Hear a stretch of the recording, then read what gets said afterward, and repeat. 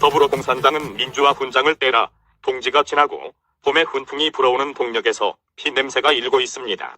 윤석열은 신년사를 통해서 공수처법의 국회 통과 이후의 첫 메시지를 전하려고 합니다. 선거 범죄는 철저하게 수사하고 검찰이 국민에게 신뢰받는 기관이 될 때까지 중단 없는 개혁을 계속해 나갈 것이라고 외칩니다. 그러나 최근 윤석열의 표정은 180도 바뀌었습니다. 여유롭게 웃는 모습에서 굳은 얼굴로 변화한 것입니다. 공수처법의 통과 이후에 정치 판도는 극렬하게 요동칠 것입니다. 추미애의 인사청문회에 자유한국당은 반대표를 던질 것이고 문재인은 보나마나 임명을 강행할 것입니다.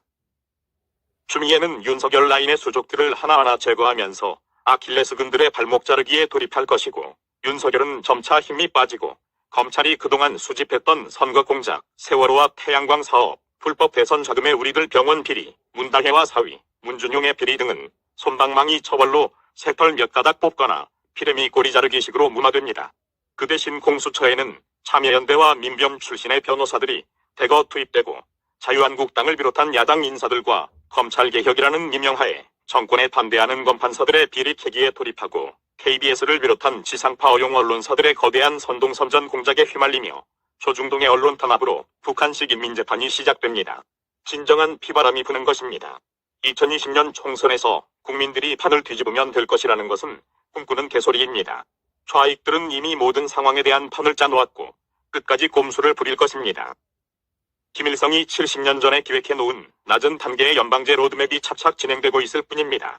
자유대한민국이 끝난 이유는 문정권이 저출산 대책이랍시고 동남아인과 중국인, 조선족들을 작년 대비 500% 이상 대거 이민시키고 있으며, 더불어공산당의 장기 집권 플랜 속에는 한국을 미국, 프랑스처럼 다인종, 다국적 국가로 만들어가고 있기 때문입니다.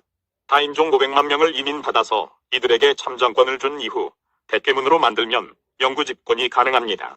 지금 전라도는 기계와 농법으로 인구수가 엄청나게 줄었으며 전라도민들은 전국의 대도시로 분산 침투하여 정부, 국회, 경검찰, 법원, 기업 노조, 전교조, 학원가 등의 각종 이권 단체의 노른자위를 모두 차지했습니다. 전라도 땅의 공백은 조선족을 비롯한 탈북자 간첩과 외국인으로 메꾸려는 시도입니다.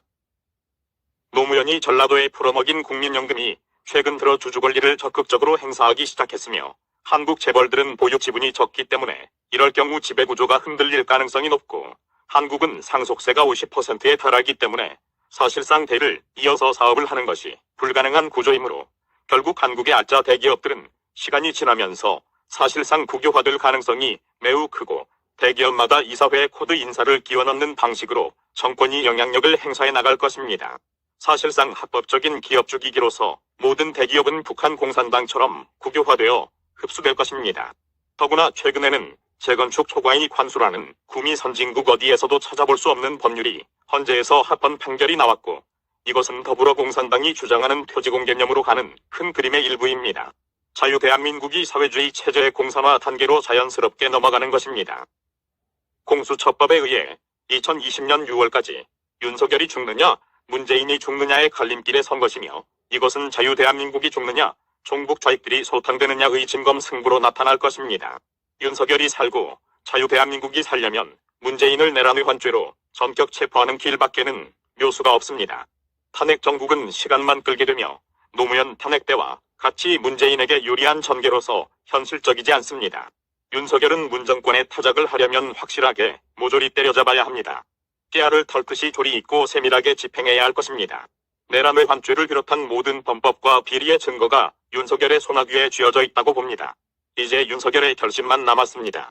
2020년 경자년에 검찰이 경자서화를 당하지 않으려면 폭군 문산군을 폐위시키는 중종관정의 시대를 열어야 합니다.